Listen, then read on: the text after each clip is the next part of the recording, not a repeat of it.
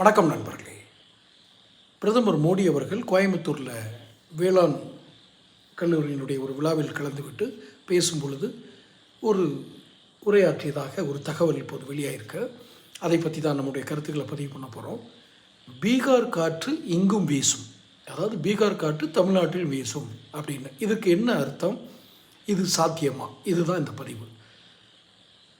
Channel subscribe பண்ணாதவங்க subscribe பண்ணிக்கங்க, notification bill பதிவு பண்ணுங்கள், அப்போ தான் என்னுடைய பதிவுகள் வந்து சேரும்.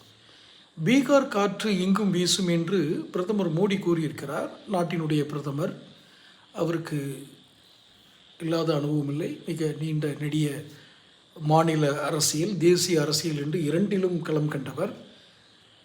அவர் எதற்காக இந்த வார்த்தையை பயன்படுத்தினார் என்பதை என்று நான் நினைக்கிறேன் என்றால், உண்மையிலேயே அவர் பாஜக தொண்டர்களை உற்சாகப்படுத்துவது தான் இந்த வார்த்தைகள் பயன்படும் என்று நான் நினைக்கிறேன். மற்றபடி கள யதார்த்தம் எப்படி இருக்கிறது? இவர் சொன்ன மாதிரி பீகார் காற்று இங்கு வீசுமா என்றால், பீகாரில் வீசின காற்றுன்னு அவர் சொன்னது ஆதரவு அலை அப்படி வச்சுக்கோங்க.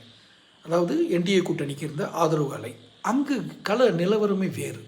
பீகாரையும் தமிழ்நாட்டினுடைய கள அரசியலையும் ஒப்பிடுவது என்பதே தவறு. ஒரு பாரதத்தினுடைய பிரதமர் ஒரு மூத்த அரசியல்வாதியை அவருக்கு கலை யதார்த்தமே தெரியாதுன்னு நான் சொன்னேன்னு இதை எடுத்துக்க வேண்டாம். மோடிஜி மேலும் எனக்கு நிறைய நம்பிக்கை, நிறைய மரியாதை. அவர் நிச்சயம் ஒரு பெரிய ஆச்சரியமும் இருக்கும், ஏன் இந்த தமிழ்நாட்டை அவர் சரியாக புரிஞ்சுக்கலேன்னு. இன்னும் தமிழ்நாட்டை புரியாமல் இருப்பது என்பது உண்மையிலே இது லாங்குவேஜ் பேரியராக இருக்குமோன்னு எனக்கு ஒரு டவுட் இருக்குது.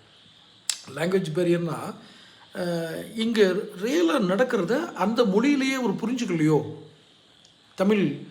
தமிழில் இங்கே யாராவது எக்ஸாக்டாக அவர் தமிழ் தெரியாதனால இங்கே இருக்கிற கள அரசியலே அவருக்கு புரிய மாட்டேங்குதோன்னு எனக்கு டவுட்டாக இருக்குது. இது ஒன்றும் வெல்ல முடியாத களம் அல்ல, அவர் வெற்றியே காண முடியாது தமிழ்நாட்டில் அப்படின்னு நான் சொல்ல வரல. ஆனால் இங்கு களம் எப்படி இருக்கிறது,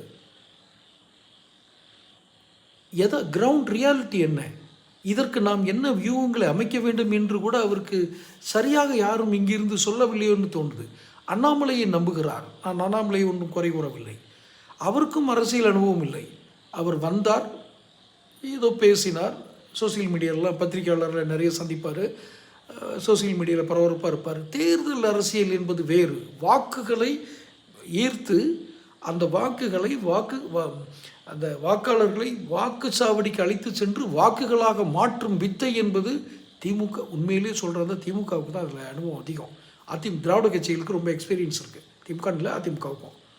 ஆனால் பாஜகவுக்கு இது இல்லை என்று தோன்றுகிறது. பீகார காற்று இங்கே வீசாது.